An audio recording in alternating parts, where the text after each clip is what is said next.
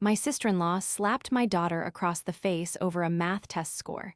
She thought her status as family would protect her from consequences. She was wrong. I documented the injuries, filed a police report, and then I legally destroyed the life she took for granted. This is where the story truly begins, and you won't want to miss what happens next. Make sure you're subscribed to see it through to the end. We're always curious. Where in the world are you all watching from today? Let us know in the comments. The silence in my car was usually something I cherished. As a pediatric nurse working 12-hour shifts at the city hospital, my days were a cacophony of beeping monitors, crying toddlers, and the anxious questions of terrified parents. The drive to my brother Nathan's house to pick up my daughter Lily was supposed to be my decompression chamber, a 20-minute window to switch from Nurse Lauren back to Mom. But tonight, the silence felt heavy. It felt like the drop in barometric pressure right before a tornado touches down. I pulled into the driveway of the modest 2-story craftsman house. It was a beautiful home, one that I knew intimately because I had bought it 5 years ago as an investment property. I let Nathan and his wife, Monica, live there for a fraction of the market rent because family helps family. That was the code I lived by. That was the code I thought we all lived by. The porch light was off, which was strange. It was barely 7 in the evening in late autumn. The sun had long since set, and usually the house was blazing with light. Monica was obsessed with appearances. A dark house looked uninviting, and Monica never wanted to appear uninviting. I killed the engine and stepped out, the gravel crunching loudly under my nursing clogs. Before I could even reach the front steps, the front door swung open. It was Monica standing there with her usual tight, practiced smile. It was Lily. My 11-year-old daughter stood in the doorway, her backpack slung over one shoulder, clutching her math workbook to her chest like a shield. The porch light flickered on, illuminating her face, and my heart stopped in my chest. It was a physical sensation, a sudden, brutal seizing of the cardiac muscle that I had seen on EKG monitors 1,000 times, but never felt with such violent intensity. Lily was crying, not the tantrum tears of a younger child, and not the dramatic tears of a preteen denied a sleepover. These were silent, terrified tears streaming down a face that was mottled and red. Lily, I dropped my keys. The sound of them hitting the concrete was deafening. Honey. She didn't run to me. She walked, stiffly, her eyes darting back toward the interior of the house as if she were afraid something, or someone, was going to snatch her back. When she reached me, I fell to my knees right there on the driveway, disregarding the sharp gravel biting into my scrubs. "Mom," she whispered, her voice cracking. I reached out to cup her face, my nursing instincts fighting a war with my maternal panic. My eyes scanned her instantly, pupils equal and reactive, airway clear, and then I saw it. On the left side of her face, blooming across her pale cheek like a grotesque flower, was a bright red mark. It was distinct. I could see the ridges where fingers had made contact. The skin was hot to the touch, and there was a slight swelling around her zygomatic arch, her cheekbone. "Who did this?" My voice was low, terrifyingly calm. It was the voice I used when a patient was crashing, and I needed the room to clear immediately. Lily trembled, leaning her head into my hand, flinching slightly as my thumb grazed the inflamed skin. She looked over my shoulder at the house, where the front door was still open. I could see a shadow moving in the hallway. "Auntie Monica," Lily sobbed, the words tumbling out in a rush of air. She hit me, Mom. She hit me really hard." The world tilted on its axis. My brain struggled to process the syntax of the sentence. Auntie Monica hit me. It didn't make sense. Monica was intense, yes. She was competitive, absolutely. But violence? Physical assault. "Why?" I asked, pulling Lily into my chest, wrapping my arms around her so tightly I feared I might hurt her myself. "Why did she touch you?" Lily buried her face in my shoulder, her tears soaking through the thin fabric of my scrub top. "Because of the math test," she choked out. "Because I got a 98, and Noah only got a B." I looked up at the house. The shadow in the hallway stopped moving. Monica stepped into the doorframe. She was holding a glass of wine, her posture rigid, her silhouette framed by the warm light of the hallway she hadn't bothered to turn on until now. She didn't look sorry. She looked justified. She took a sip of her wine and watched us, staring down from the porch like a queen surveying a peasant revolt. The rage that filled me wasn't hot, it was absolute zero. It was the cold, sterile anger of a surgeon cutting out a tumor. I stood up, keeping Lily tucked firmly under my arm. I didn't scream. I didn't charge the porch. I didn't shout obscenities that would have frightened my daughter further. I just stared at her. I memorized the way she stood there, the arrogance in her tilt, the dismissal in her eyes. "Get in the car, Lily," I said softly. "Mom, I forgot my jacket inside," Lily whispered. "We don't need it," I said, never breaking eye contact with the woman on the porch. "We're going to the hospital." The betrayal didn't feel like a knife in the back. It felt like an amputation. It was cleaner, deeper, and I knew, with absolute certainty, that the relationship I had with my brother's family had just been severed forever. The betrayal was worse than the diagnosis itself. The drive to the urgent care center was a blur of streetlights and white-knuckled gripping of the steering wheel. I kept the radio off. The only sound was Lily's occasional sniffle and the hum of the engine. "Does it hurt?" I asked, glancing at her in the rearview mirror. "It throbs a little," Lily said, her voice small. "My ear is ringing too." That detail made my stomach clench. Tinnitus. That meant the force of the blow had been significant enough to affect the ear canal or the drum. This wasn't a tap. This wasn't a playful swat. This was a full-force strike from a grown woman against an 11-year-old child. I pulled into the urgent care lot, not the hospital where I worked. I needed distance. I needed neutrality. I didn't want my colleagues treating my daughter. I wanted a paper trail created by strangers who had no bias, no reason to downplay the severity of what they saw. "Mom, am I in trouble?" Lily asked as I turned off the car. The question broke my heart into 1,000 jagged pieces. "No, baby, no, you are the victim here. You did absolutely nothing wrong. Do you hear me? Nothing." We walked inside. The fluorescent lights of the waiting room were harsh, unforgiving. I walked up to the reception desk, my badge still clipped to my scrubs. The receptionist looked tired, but she perked up when she saw the uniform. Professional courtesy. "Name and reason for visit," she asked. "Lily, 11 years old, physical assault, facial trauma and tinnitus." I recited the clinical terms robotically. The receptionist's eyes widened. She looked from me to Lily, seeing the red handprint that was now darkening into a bruise against her pale skin. She didn't ask who did it. She just typed furiously, "We'll get you back immediately." In the exam room, I stood in the corner, arms crossed, forcing myself to be an observer rather than a participant. I watched the doctor, a kind man named Dr. Evans, shine a light into Lily's ears. "The drum looks intact, but there is some redness," Dr. Evans said, noting it on his chart. He turned to Lily. "And you said you feel dizzy." "A little," Lily said. "Mild concussion protocol," he murmured, writing it down. Then he turned to me.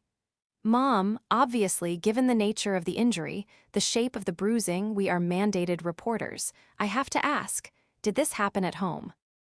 "It happened at her aunt's home," I said clearly. "My sister-in-law struck her. I want that documented explicitly in the chart. Assault by paternal aunt." Dr. Evans nodded grimly. "I will include photos for the file. And, are you planning to involve law enforcement?" "Yes," I said, "tonight." My phone buzzed in my pocket. I ignored it. It buzzed again, and again. A continuous vibration against my thigh. I knew who it was. It was either Nathan, trying to smooth things over, or Monica, trying to gaslight me before I could react. I finally pulled the phone out. 5 missed calls from Nathan. 2 text messages from Monica. I opened Monica's text first. "Monica, you're overreacting." She was being a disrespectful brat about her grades and rubbing it in Noah's face. I disciplined her. Don't make this a thing, Lauren. We're family. Monica, don't ignore me. Bring her back so she can apologize to Noah. I stared at the screen, reading the words over and over. Apologize to Noah? She had physically assaulted my child, and she wanted my daughter to apologize to her son? The delusion was so profound it was almost impressive. I didn't reply. I took a screenshot of the texts. Then I emailed the screenshot to my work account and backed it up to the cloud. Next, I opened the camera app on my phone. "Dr. Evans," I said, "do you mind if I take my own photos while the lighting is good?" "Go ahead," he said, stepping aside. I took close-ups of Lily's cheek. The bruise was turning a sickly purple now, the outline of 4 fingers and a thumb clearly visible. It was a brand, a mark of ownership and aggression. Nathan called again. I let it ring. He left a voicemail. I held the phone to my ear, listening to my brother's voice while watching my daughter hold an ice pack to her face. "Lore. Pick up. Monica says you peeled out of the driveway like a maniac. Look, she's upset, okay? Lily was. Well, Monica says Lily was being really difficult about the test scores. You know how sensitive Monica is about Noah's struggles. Let's just cool off tonight and talk tomorrow. Don't do anything crazy. Love you." Don't do anything crazy. That was the phrase that sealed his fate. He wasn't asking if Lily was okay. He wasn't asking if his niece, his flesh and blood, had a concussion. He was managing his wife. He was doing what he always did, minimizing Monica's toxicity to keep the peace in his own house. He had forgotten one crucial thing. He had forgotten that his house wasn't actually his. The deed, the mortgage, and the insurance were all in my name. The lease agreement was month to month, a favor I had extended to help them save money while Nathan started his consulting business. They lived in my house. They drove a car that I had co-signed for. They enjoyed a life subsidized by my long hours and careful saving. Nathan thought he was calling his little sister, the pushover nurse who always fixed everyone's boo-boos. He didn't realize he was talking to his landlord, and the landlord had just found a violation of the lease that couldn't be fixed with a coat of paint. To understand why a grown woman would slap an 11-year-old over a math grade, you have to understand the dynamic between Monica and me. Or rather, the dynamic between Monica and the world. Nathan and I had always been close. Our parents died when I was in my early 20s and he was in his late 20s. We clung to each other like shipwreck survivors. I was the steady one, the planner, the saver. Nathan was the dreamer, the charismatic one who always had a big idea just around the corner. When Nathan met Monica 7 years ago, I tried to like her. I really did. She was beautiful, polished, and presented herself as the ultimate domestic goddess. She didn't work outside the home, which was fine, lots of parents don't, but she made stay-at-home mom into a competitive sport. Her entire identity was wrapped up in being the perfect mother to Noah. Noah was my nephew, and I loved him dearly. He was a sweet, quiet boy who loved dinosaurs and drawing, but Monica needed him to be a genius. She needed him to be the star athlete, the top scholar, the most popular kid. She needed him to be a reflection of her own greatness. The problem was Noah was average. And I say that with love. He was a perfectly normal, average kid. He struggled with reading, he hated sports, and he preferred video games to chess club. Lily, on the other hand, was sharp. She was academically gifted, fiercely independent, and naturally athletic. I never pushed her. If anything, I had to tell her to slow down. I worked long hours, so Lily learned to be self-sufficient early. And Monica hated her for it. For years, it was just microaggressions. At Christmas dinner 3 years ago, "Oh, Lauren, it's so sad that you have to work so much." Lily basically raising herself explain why she's so aggressive in her mannerisms. Noah is much more gentle because he has a mother present. At a birthday party, we don't allow refined sugar for Noah. It affects the cognitive development. I guess since Lily is already in public school, it doesn't matter as much for her. I swallowed these insults. I swallowed them because Nathan looked happy. I swallowed them because I wanted Lily to have cousins. I swallowed them because I was busy paying off my own loans and buying the investment property that they eventually moved into when Nathan's startup failed and they needed a place to live. But as the kids got older, the academic gap widened. We lived in a district with a highly competitive magnet middle school program. Admission was based on a standardized test taken in the 5th grade, the test they had just taken last week. Monica had spent thousands of dollars on tutors for Noah. She had him doing prep courses for months. I had bought Lily a study guide from a bookstore and helped her with flashcards when I got off shift. The results had been released online today. Lily had scored in the 99th percentile. She was guaranteed a spot. Noah had scored in the 75th percentile.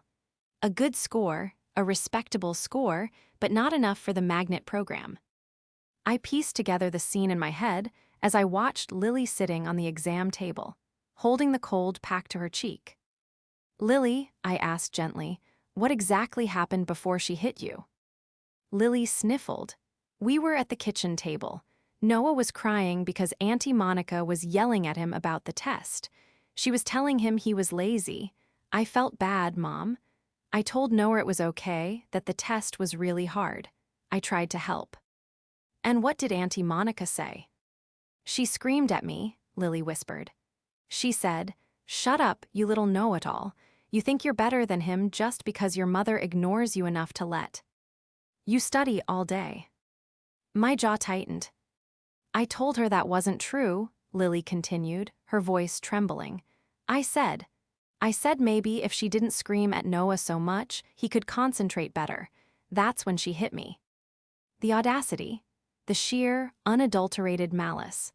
Monica couldn't handle that her curated, expensive efforts had failed while my neglected daughter had succeeded. So she punished the success. She tried to beat the superiority out of my child to protect her own fragile ego. She was a bully in beige cashmere. She had targeted the one thing in this world that I would burn cities to protect. She thought that because she was family, because she was the wife of my beloved brother, she had immunity. She thought I would prioritize the peace of the family unit over the safety of my child. She was about to learn that peace was no longer on the table. War had just been declared. "We're done here," I told Dr. Evans as he handed me the discharge papers. "Thank you for everything." "Take care of her," he said, "and good luck with the police." I took Lily's hand. We walked out of the urgent care and into the cool night air. The wind had picked up, biting at my face, but I didn't feel the cold. I felt the weight of my phone in my pocket, the phone that contained the lease agreement, the text messages, and the number for the non-emergency police line. I wasn't going home to sleep. I was going to the precinct. And tomorrow, I was calling a lawyer. Monica wanted to talk about consequences for grades. I was about to give her a masterclass in consequences for actions. The police station smelled of stale coffee and industrial floor cleaner, a scent profile not entirely unlike the hospital, but without the underlying notes of antiseptic and illness. It was a smell that signaled bureaucracy, waiting, and bad news. I sat on a hard plastic chair, Lily next to me. She had stopped crying, but she was quiet, withdrawn in a way that scared me more than the tears. She was scrolling mindlessly on her phone, disassociating from the reality of where we were. "Lauren." I looked up. A female officer with a kind face and a no-nonsense bun stood at the doorway of the interview room. Her badge read Officer Miller. "That's me," I said, standing up. "This is my daughter, Lily." Officer Miller nodded, her eyes softening as she looked at the bruise on Lily's cheek. It had darkened significantly in the hour since we left urgent care, turning a deep, angry violet. "Come on back." The interview was exhaustive. I expected it to be quick, a statement, a signature, and goodbye, but Officer Miller was thorough. She separated us for a few minutes to talk to Lily alone, a standard protocol to ensure I wasn't coaching her. Those 10 minutes were the longest of my life. I sat in the hallway, staring at a poster about community watch programs, wondering if I was doing the right thing. Was I destroying my family? The voice of doubt was Nathan's voice in my head. Don't be crazy, Lauren. It's just a family spat.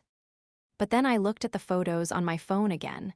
I zoomed in on the handprint on my child's face. This wasn't a spat.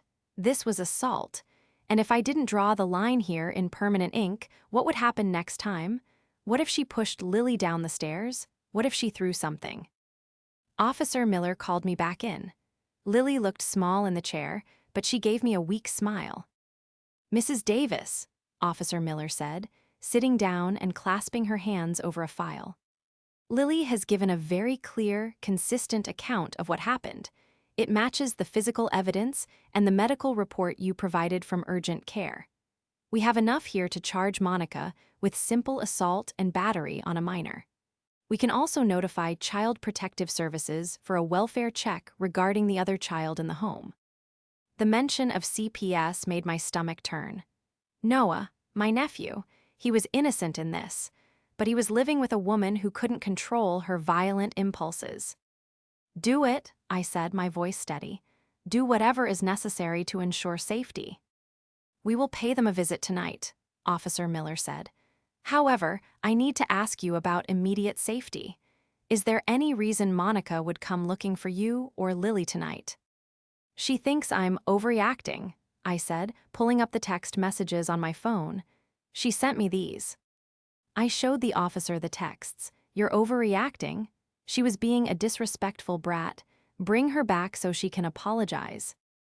Officer Miller's eyebrows shot up. "She wants the victim to apologize?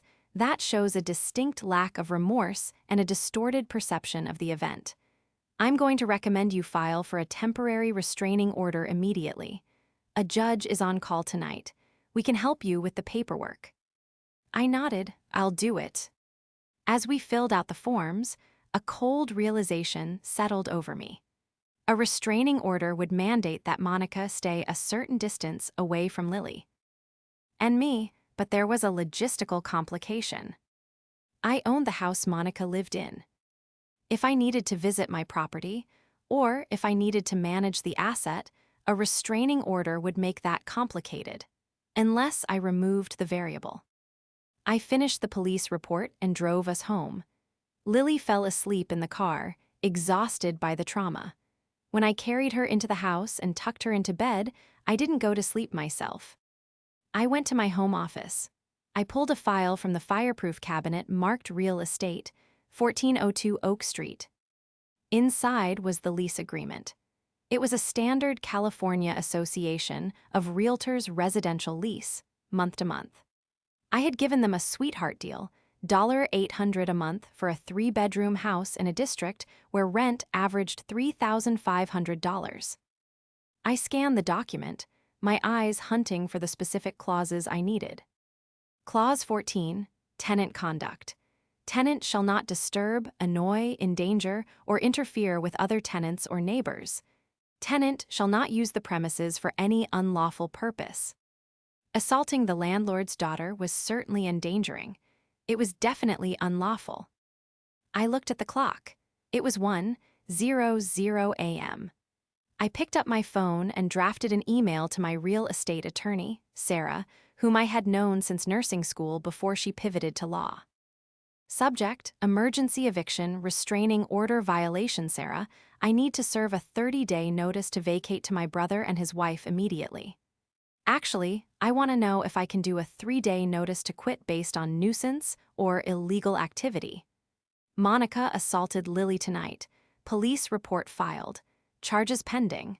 I want them out. Prepare the paperwork first thing in the morning. I hit send. I wasn't just a sister anymore. I wasn't just a nurse. I was a landlord dealing with a liability, and I was about to close the account. The confrontation didn't happen over the phone. It happened on my front porch at 7:15 a.m. the next morning. I was in the kitchen making coffee, my eyes gritty from lack of sleep when the doorbell rang. It didn't just ring, someone was leaning on it. The frantic, rhythmic buzzing filled the house. I checked the security camera feed on my phone. It was Nathan, He looked terrible. His hair was disheveled, he was wearing the same clothes he'd had on yesterday, and he was pacing back and forth on my welcome mat. I checked on Lily. She was still sound asleep, thank God. I closed her bedroom door softly, walked down the hall, and opened the front door. I stepped out and pulled it shut behind me, crossing my arms.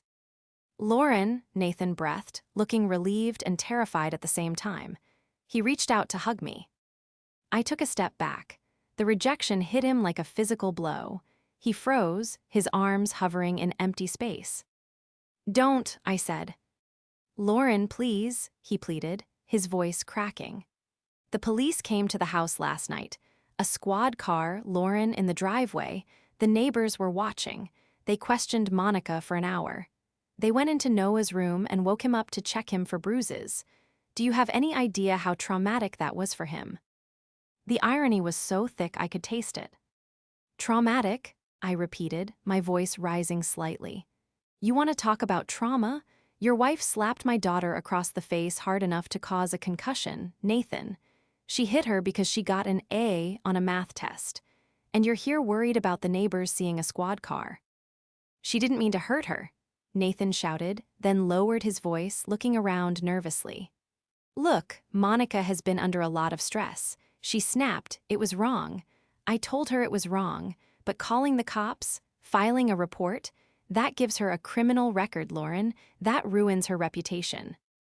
"She ruined her own reputation when she put her hands on a child," I said coldly. "She's family," Nathan argued, his face flushing red. "You don't call the cops on family, you handle it in-house. We could have sat down, had a discussion. Monica is willing to apologize. Well, she's willing to talk about it." "She texted me telling me to make Lily apologize," I said, holding up my phone.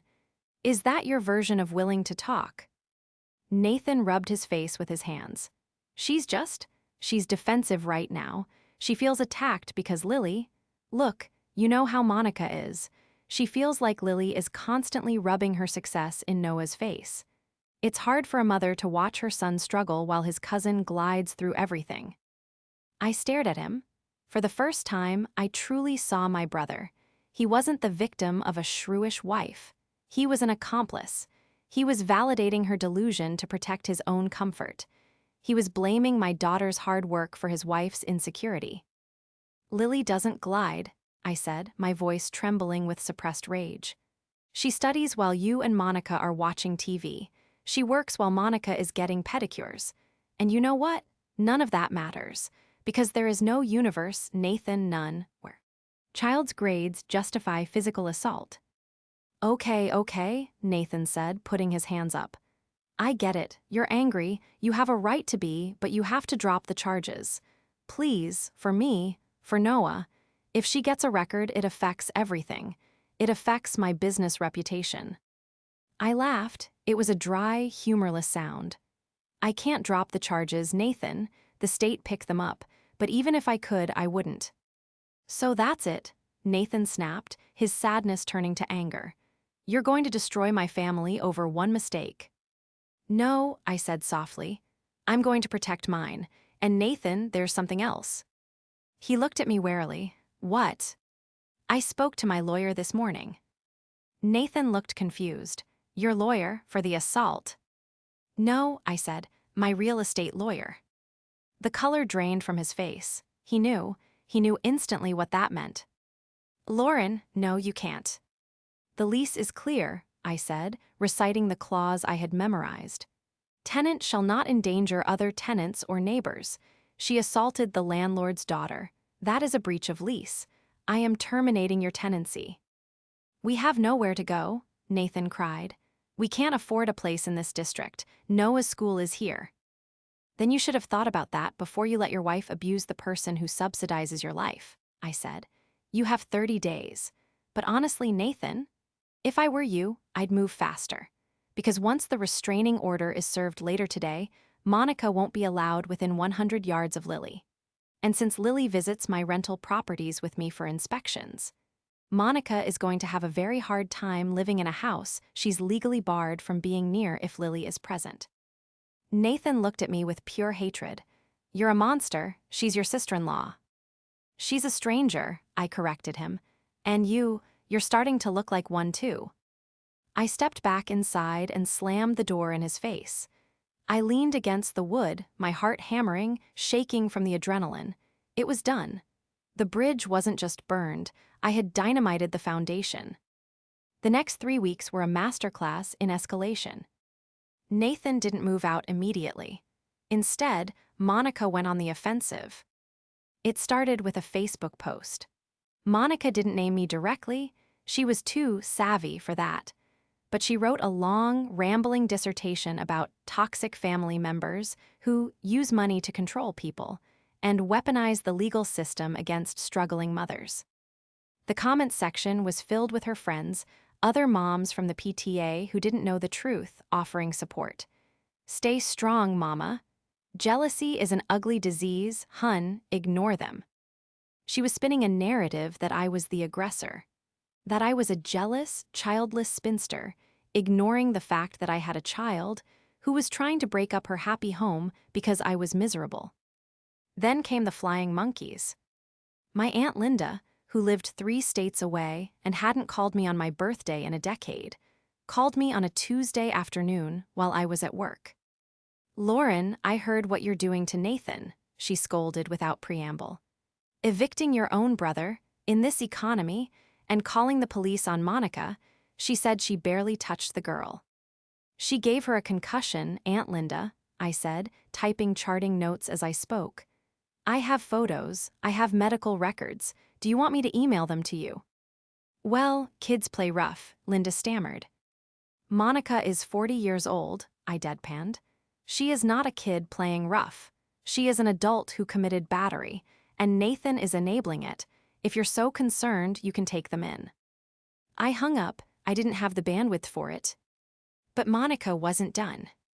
4 days after, I served the eviction notice, which I had done via a professional process server to avoid a scene. I got a call from the school principal. Ms. Davis, we had a disturbing call from your sister-in-law, Mrs. Davis, the principal said. Her voice was cautious. She claimed that she claimed that Lily cheated on the entrance exam.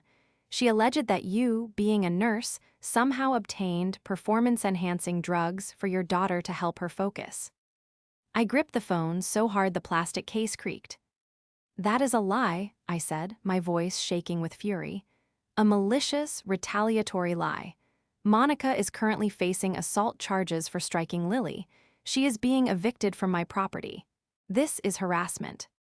We assumed as much, the principal said, her tone shifting to sympathy. Given Lily's consistent academic record, the accusation holds no water, but I wanted you to know the length she is going to. Thank you, I said. Please document that call. I will be adding it to the file for the permanent restraining order hearing. That was the mistake Monica made. She thought the social court of public opinion mattered.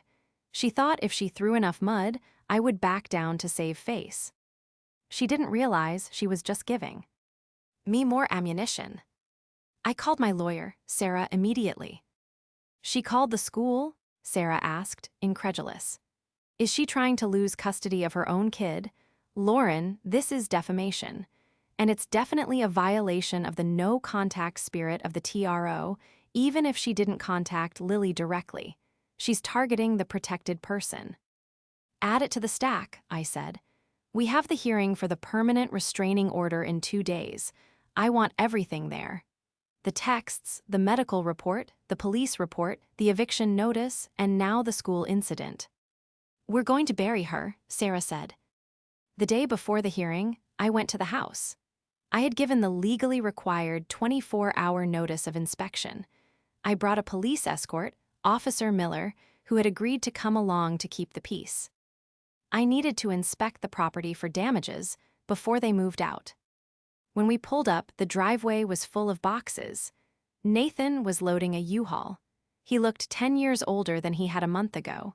He saw the police car and just put his head down, continuing to carry a box of books. I walked up the driveway, Officer Miller a few paces behind me. Monica was standing on the porch. She wasn't the smug queen holding a glass of wine anymore. She was wearing sweatpants, her hair in a messy knot, her face puffy from crying or screaming or both. When she saw me, her eyes narrowed. "You happy?" she spat. "You happy you made my son homeless?" "You made your son homeless," I corrected her, stopping at the bottom of the steps.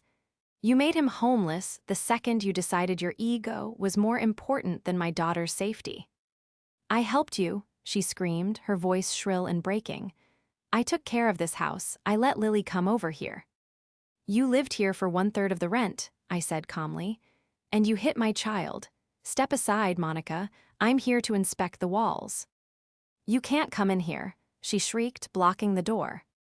Officer Miller stepped forward, her hand resting casually on her belt. "Ma'am, the property owner has given legal notice. You cannot obstruct her access. If you do, I will have to arrest you for violation of the lease and obstruction. Again." Monica looked at the officer, then at Nathan. "Nathan," she yelled, "do something. Are you going to let her walk in here like she owns the place?" Nathan stopped at the back of the U-Haul. He looked at his wife, then at me. He looked at the house he was losing. "She does own the place, Monica," Nathan said, his voice defeated and quiet. "Just move." Monica gasped as if he had slapped her. She stepped aside, trembling with rage. I walked into my house. It was a mess. There were holes in the drywall where pictures had been ripped down carelessly. The carpet was stained, but the structure was sound. As I walked through the living room, I saw something on the kitchen counter. It was a stack of papers. Monica's evidence for the court hearing tomorrow. I glanced at the top sheet. It was a printed email from my parents' old estate lawyer. I paused. I knew I shouldn't look, but it was out in the open. It was a draft of a lawsuit. Monica was planning to sue me for unjust enrichment, claiming that the money I used to buy this house was actually money that should have gone to Nathan from our parents' inheritance years ago. It was complete nonsense. Our parents died with debt, and I made my money through overtime and frugal living, but it showed her hand. She wasn't just trying to defend herself. She was trying to take everything I had. She wanted a war. She was bringing a water pistol to a nuclear standoff. I walked back out. "Inspection complete," I said to Nathan. "I'll be deducting the drywall repairs from the security deposit, not that there will be much left." I looked at Monica one last time. "See you in court tomorrow," I said. The county courthouse was a monolith of gray stone and intimidation. It was a place designed to make you feel small, to remind you that your personal tragedies were just file numbers in a system that ground on endlessly. I sat at the plaintiff's table, my hands clasped tightly in my lap to stop them from shaking. Sarah, my lawyer, sat beside me, radiating a calm, predatory confidence. She had organized our evidence into 3 neat binders. On the other side of the aisle sat Monica. She had transformed again. Gone was the screaming banshee from the porch, and gone was the arrogant queen from the driveway. Today, she was playing the role of the martyr mother. She wore a modest navy dress, a cardigan, and minimal makeup. She looked fragile. She looked like a victim. Nathan sat behind her in the gallery, not at the defendant's table.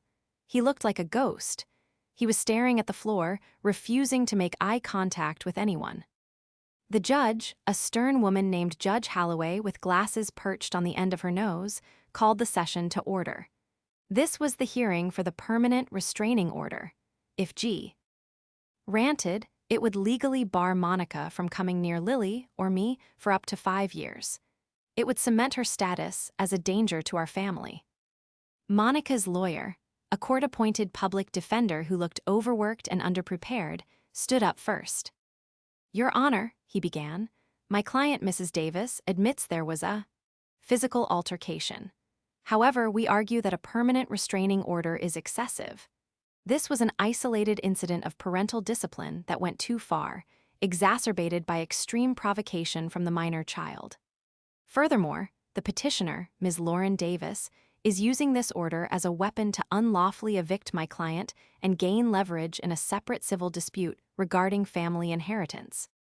There it was, the lie, the muddying of the waters. Judge Holloway looked over her glasses at Monica. Provocation, the child is 11, correct?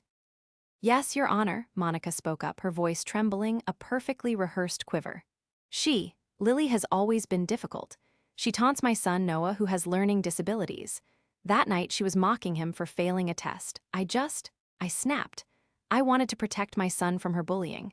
I know I shouldn't have slapped her, and I am willing to take parenting classes, but I am not a danger to society. Lauren is just trying to punish me because she hates that I married her brother. It was a good performance. If I didn't know the truth, I might have believed her. She made herself sound like a protective mother pushed to the brink by a mean-spirited cousin and a vindictive sister-in-law. Sarah squeezed my arm under the table. Our turn, she whispered. Sarah stood up. She didn't use flowery language. She used paper. Your Honor, Sarah said, we are not here to discuss family dynamics or imaginary inheritance disputes. We are here to discuss facts. And the facts are that the respondent struck an 11-year-old child with enough force to cause a concussion and tinnitus. She handed the first binder to the bailiff. Exhibit A, urgent care medical records dated the night of the incident. Note the doctor's observations of the bruising pattern. This was not a swat. This was a full-force blow to the head. The judge flipped through the pages, her face impassive. Exhibit B, Sarah continued, her voice hardening. Text messages sent by the respondent immediately after the assault. Please note that she does not apologize. She demands the victim return to the house to apologize to her. This demonstrates a lack of remorse and a distorted view of reality that poses a continued risk to the child. Monica shifted in her seat. The fragile victim mask slipped for a second, a flash of annoyance crossing her face. And finally, Sarah said, dropping the heavy artillery, Exhibit C, a sworn affidavit from Principal Henderson of Northwood Middle School, dated 2 days ago. Monica froze. She hadn't known we had this. 2 days ago, Sarah said, addressing the judge, while a temporary restraining order was in effect, the respondent called the minor child's school. She attempted to have the child's academic record expunged by claiming, without a shred of evidence, that the petitioner, a licensed nurse, was drugging her daughter with performance enhancers. This was a malicious attempt to destroy the child's reputation and the petitioner's career. This is not the behavior of a remorseful mother. This is the behavior of an obsessed, vindictive individual who will stop at nothing to harm this family. The courtroom went silent. The air left the room. Judge Holloway looked up from the affidavit. Her eyes drilled into Monica. Mrs. Davis, the judge asked, her voice dangerously quiet, did you call the school? Monica stood up, her face flushing red. I was just concerned. It's not normal for a child to get those grades without help. I was just asking a question. You accused a medical professional of drugging a child, the judge snapped. That is not asking a question. That is harassment. Then the judge looked at the gallery. Mr. Davis, you are the father of the other child involved and the brother of the petitioner. Please stand. Nathan stood up slowly. He looked like he was walking to the gallows. Your wife claims that your niece, Lily, brutally bullied your son, provoking this attack, the judge said. Is that true? Is your niece a bully? This was the moment, the pivot point of our entire history as siblings. Monica turned around, her eyes wide, silently commanding him to support her lie. Lie for me, her eyes screamed. Save me. Nathan looked at Monica. He looked at the woman who had isolated him from his family, who had spent his money, who had hit his niece. Then he looked at me. He saw the sister who had paid his rent, who had tutored his son, who had always been there. He took a deep breath. No, Your Honor, Nathan said, his voice quiet but clear. I can't hear you, sir, the judge said. No, Nathan said, louder th. Is time. Lily isn't a bully. She was trying to help Noah study that night. I heard them from the other room. She was encouraging him. Monica just got angry that Lily's score was higher. There was no provocation. Lily is a good kid. Nathan, Monica shrieked, forgetting where she was. You traitor, you spineless loser. Order, the judge banged her gavel. Sit down, Mrs. Davis. But Monica didn't sit. The mask was gone. The rage that had been simmering beneath her beige cardigan boiled over. "He's lying," she screamed, pointing a shaking finger at me. "She bought him off. She controls everything with her money. She thinks she's better than us just because she has a degree and a house. She's trying to steal my husband. She's trying to steal my son." "Bailiff," the judge barked. 2 officers moved toward Monica. She was hyperventilating now, manic and unhinged. She had just proven my case better than any lawyer could have. She had shown the court exactly who she was, a volatile, jealous woman incapable of controlling her temper. "I am granting the permanent restraining order for a period of 5 years," Judge Holloway announced over Monica's shouting. "The respondent is to have 0 contact with the petitioner or the minor child, Lily Davis. This includes third-party contact. Any violation will result in immediate arrest. Furthermore, I am recommending a psychiatric evaluation be added to the conditions of bail for the pending criminal charges." The gavel came down with a sound like a gunshot. Monica was escorted out of the courtroom, still screaming obscenities about me. Nathan didn't follow her. He sank back onto the bench, put his head in his hands, and wept. I looked at Sarah. She gave me a small, professional nod. We had won, but as I looked at my broken brother, it didn't feel like a victory. It felt like a rescue mission that had sustained heavy casualties. The fallout was swift and absolute. The eviction happened 3 days later. I didn't go. I hired a property management company to handle the turnover because legally, I couldn't be there if Monica was there, and I refused to put myself in that position again. According to the property manager, it was ugly. Monica refused to pack until the sheriff arrived to enforce the eviction order. They ended up putting most of their belongings on the curb. But Nathan wasn't with her. The day after the hearing, Nathan showed up at my door. He didn't have a suitcase. He just had a duffel bag and a look of profound exhaustion. "She kicked me out," he said, standing on the porch where this nightmare had begun. "Well, she tried to. We were at a motel. She went crazy, blaming me for everything. I left. I'm staying at a friend's place, but I needed to see you." I let him in. We sat at the kitchen table, 2 survivors of a war we hadn't asked for. "I'm sorry," he said. He didn't make excuses this time. He didn't say, "But she's stressed." He just apologized. "I should have stopped it years ago. I saw how she treated Lily. I saw the jealousy. I was just too weak to fight her. I thought if I just kept quiet, it would go away." "It never goes away, Nathan," I told him. "It just grows in the dark." "I'm filing for divorce," he said. The words hung in the air, heavy and final. "I can't have Noah around that. The judge was right. She needs help, but I can't set myself on fire to keep her warm anymore." The criminal case took another 3 months to resolve. Because of the clear evidence, the medical records, the photos, and the courtroom outburst, Monica's lawyer advised her to take a plea deal. She pleaded no contest to misdemeanor assault. She was sentenced to 2 years of probation, mandatory anger management classes, and 100 hours of community service. It wasn't prison time, but the conviction meant she lost her status in the community. The PTA moms dropped her. The perfect image was shattered. She had a criminal record for hitting a child. That stain doesn't wash out. More importantly, the family court granted Nathan primary physical custody of Noah during the separation, citing Monica's instability and the pending investigation by CPS. Monica was allowed supervised visitation only. Noah flourished away from her pressure. Without his mother screaming over his shoulder, his anxiety decreased. He didn't turn into a genius overnight. He was still an average student, but he was a happy average student. He started drawing again. He started laughing. As for Lily, we sat on the floor of her bedroom a few weeks after the dust had settled. She was packing her backpack for her first day at the magnet school. The bruise on her cheek had long since faded, leaving no physical scar, though I knew the emotional one would take longer to heal. "Mom," she asked, pausing as she zipped up her bag. "Yeah, honey. Is Auntie Monica ever coming back?" No, I said firmly.